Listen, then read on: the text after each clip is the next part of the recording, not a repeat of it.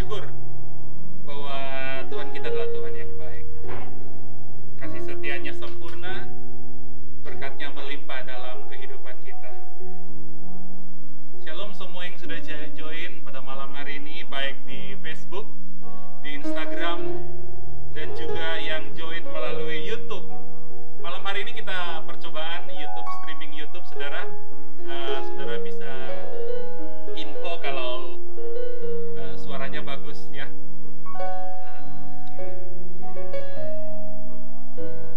Shalom yang sudah join, shalom Pak Naryo, shalom Cinita, shalom Jesse di Malang, shalom. Amin. Shalom juga yang di Facebook, shalom Pastor Yones Wibowo, selamat malam. Yuk kita segera saja mulai pada malam hari ini program Good News Tonight. Kita hidup dalam kasih Bapa, kita hidup dalam kemurahan Tuhan. Amin. Dia Bapa yang baik, Dia Bapa yang setia, tidak pernah meninggalkan kita. Amin. Besar anugerah-Mu dalam kehidupan kami ya Tuhan. Besar kemurahan-Mu dalam hidup kami. Kayak mengucap syukur.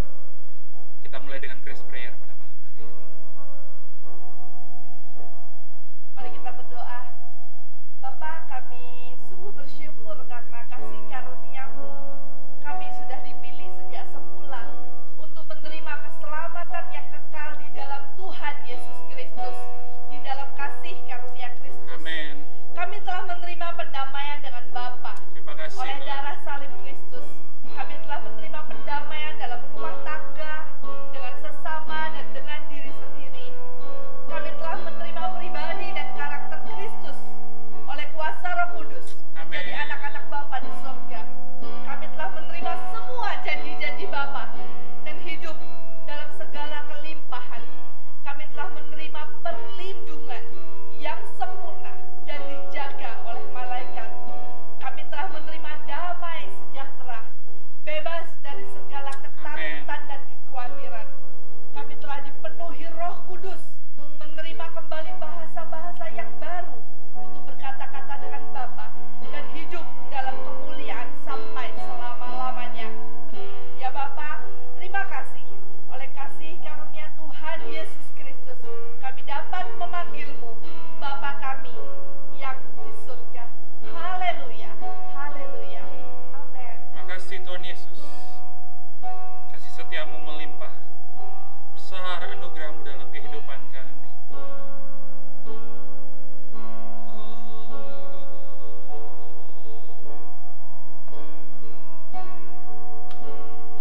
Ku naikkan syukurku buat hari yang Kau beri.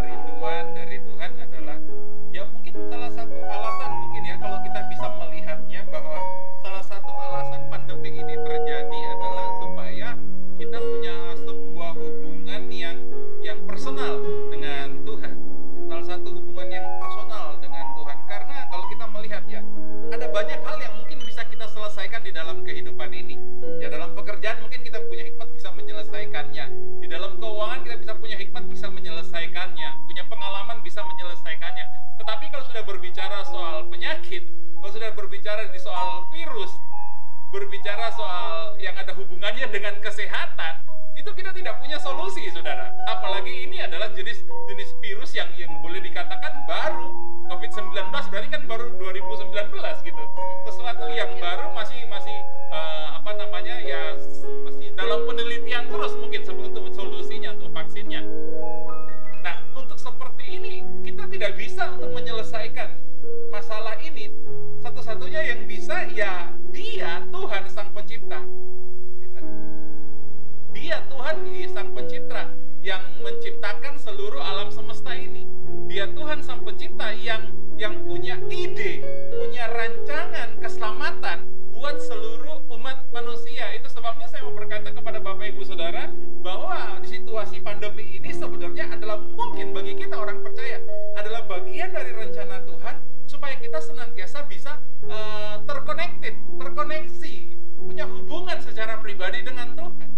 Kita tahu bersama banyak gereja-gereja diliburkan meskipun sekarang udah pada mulai lagi. Banyak rumah-rumah ibadah harus beribadah sendiri di rumah, ya kan? Beribadah di rumah, worship from home gitu ya. Tapi kenapa? Supaya kita punya hubungan yang pribadi. Karena hubungan dengan Tuhan bukan cuma sekedar agamawi, tetapi hubungan dengan Tuhan adalah berbicara relationship, hubungan yang pribadi dengan Tuhan. Kenapa? Karena Tuhan ingin membawa kita kepada sebuah pemahaman bahwa di dalam kehidupan ini tidak ada satupun yang bisa tolong kita, tidak ada satupun yang bisa menyelamatkan kita, tidak ada satupun yang bisa memberikan jalan keluar atas semua masalah pergumulan yang kita alami selain Dia Sang Pencipta alam semesta, yaitu Tuhan Yesus Kristus. Nah, pertanyaannya, mengapa Tuhan mau menolong kita? Mengapa Tuhan mau menyelamatkan kita? Pertanyaannya, mengapa Tuhan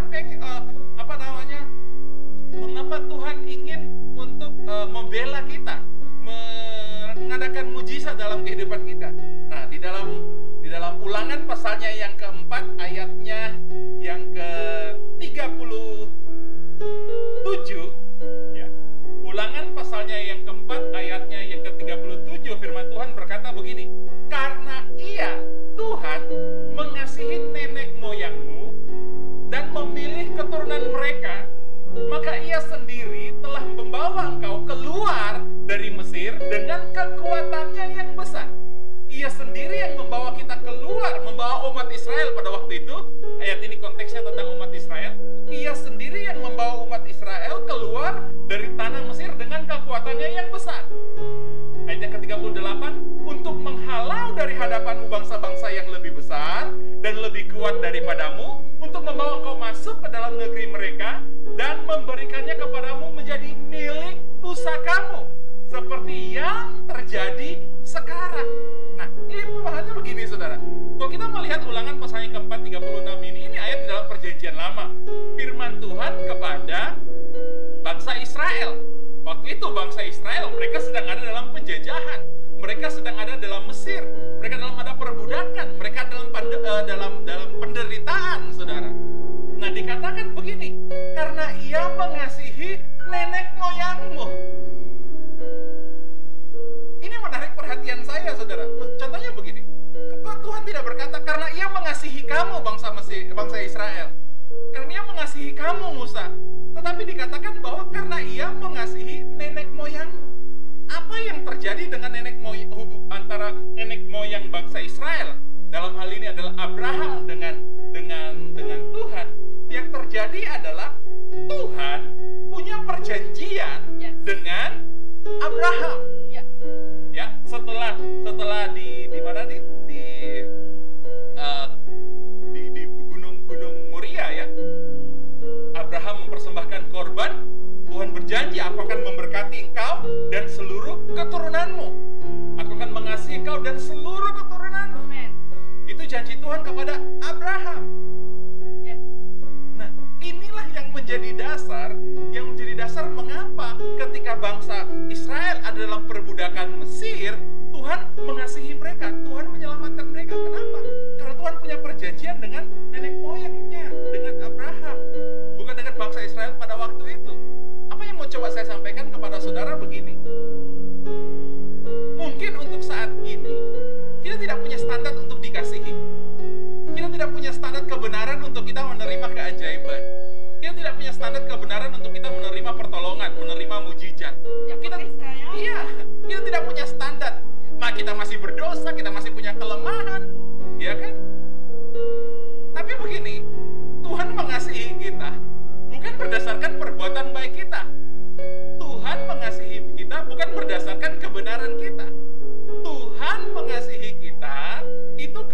perjanjian Bapa dengan Yesus. Yes. Ya, ini sebuah kebenaran. Sama seperti bangsa Israel, perjanjian Bapa dengan Abraham, demikian juga kita perjanjian Bapa dengan Yesus. Kalau perjanjian Bapa dengan Abraham adalah begini. Waktu di dalam Kejadian pasalnya yang keberapa ya, kita lihat ya.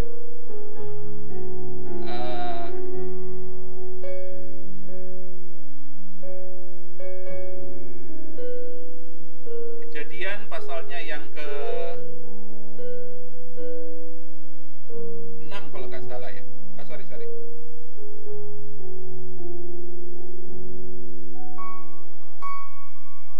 Kejadian pasalnya yang ke-15 ayatnya yang ke-6. Kejadian pasalnya yang ke-15 ayatnya yang ke-6. Lalu percayalah Abram kepada Tuhan, maka Tuhan memperhitungkan hal itu kepadanya sebagai kebenaran. Karena percaya Abraham kepada Tuhan, Abraham diperhitungkan sebagai kebenaran, sebagai orang yang benar di hadapan Tuhan. Amin. Yang membuat seseorang diperhitungkan benar di hadapan Tuhan adalah karena kebenaran. Karena percaya, Tuhan memperhitungkan benar karena percaya. Abraham percaya kepada Tuhan, Bapa memperhitungkan itu sebagai kebenaran. Nah, pada zaman kita berbeda dengan Abraham. Pada zaman kita bukan lagi karena percaya kita kepada Tuhan yang membuat kita benar, tetapi karena korban Yesus Kristus. Karena korban Yesus Kristus, percaya kita kepada Tuhan Yesus Kristuslah. Waktu kita menerima Dia sebagai Tuhan dan Juru Selamat, maka kita adalah kebenaran Bapa di dalam Yesus Kristus. Oleh sebab itu, kita punya anugerah, kita mendapatkan anugerah, mendapatkan kasih karunia untuk bisa menerima keselamatan, untuk bisa menerima pertolongan. Apa yang mau coba saya sampaikan kepada saudara pada malam hari ini?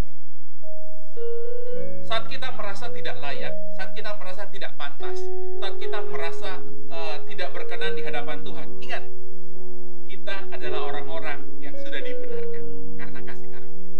Karena Yesus Kristus, kita beroleh kasih karunia, dibenarkan. Saat kita tidak pantas, tidak layak sekalipun, saya juga mau berkata bahwa kita bisa mendapatkan anugerah mujizat.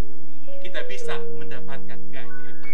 Mengapa? Bukan karena perbuatan baik kita, tetapi karena Yesus adalah kebenaran Bapa. Kita adalah kebenaran Bapa di dalam Yesus Kristus. Itu sebabnya saya mau berkata kepada Bapak Ibu Saudara yang dikasihi Tuhan Yesus, dimanapun kita berada, hari-hari ini tetap percaya, tetap semangat menjalani kehidupan ini. Memang faktanya pandemi, memang faktanya ada banyak hal yang buruk, memang faktanya ada banyak krisis. Namun satu hal yang pasti, kasih-Nya kekal sampai selama-lamanya. Dulu kepada bangsa Israel yang jahat sekalipun, karena perjanjiannya dengan Abraham, Dia menyelamatkan bangsa Israel. Sekarang kita ada dalam keadaan yang mungkin merasa tidak nyaman, tidak enak, situasi yang menyakitkan. Tapi saya mau berkata kepada saudara, karena Yesus Kristus Tuhan, karena anugerah Tuhan Yesus Kristus yang di kayu salib berkata, tetelestai, kula, sudah selesai. Maka kita yang percaya kepada Yesus pasti beroleh kemenangan, pasti beroleh mujizat. Itu sebabnya setiap kali kita bersekutu dengan tubuh dan darah Kristus, saya ingin berkata kepada kita semua, waktu kita bersekutu dengan tubuh dan darah Yesus, itu bukan tentang liturgi, bukan kegiatan, sebuah program ibadah, bukan tentang hal ritual yang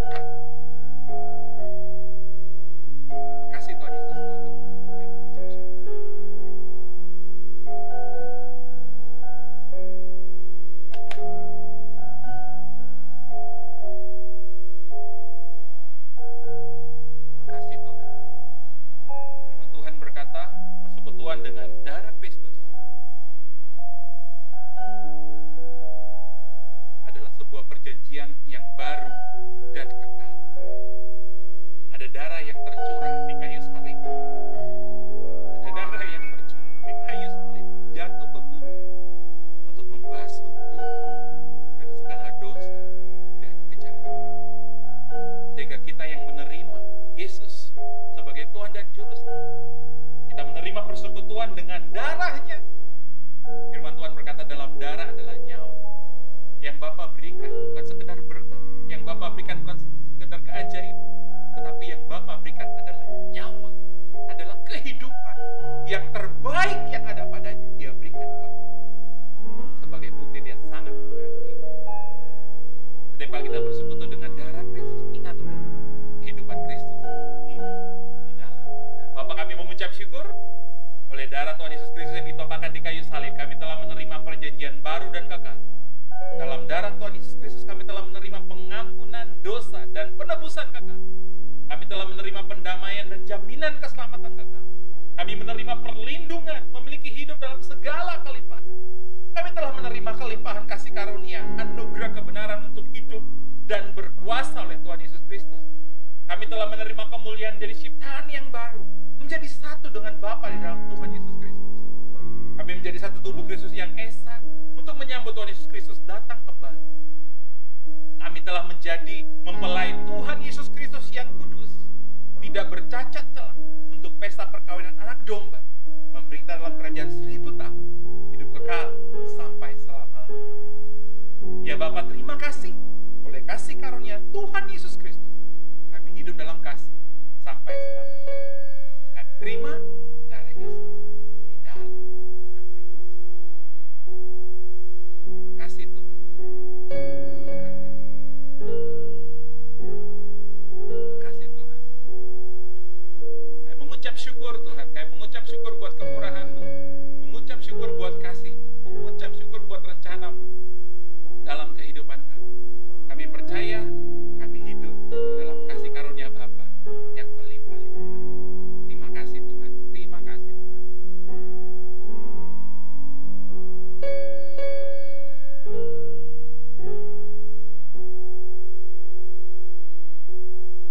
Terima kasih Tuhan, kami mengucap syukur dalam hari ini Tuhan.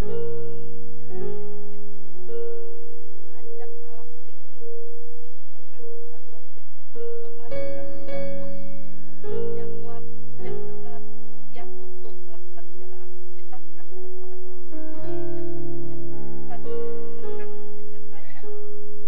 Terima kasih Bapak. Kami mengangkat minyak. Kami mengucap syukur.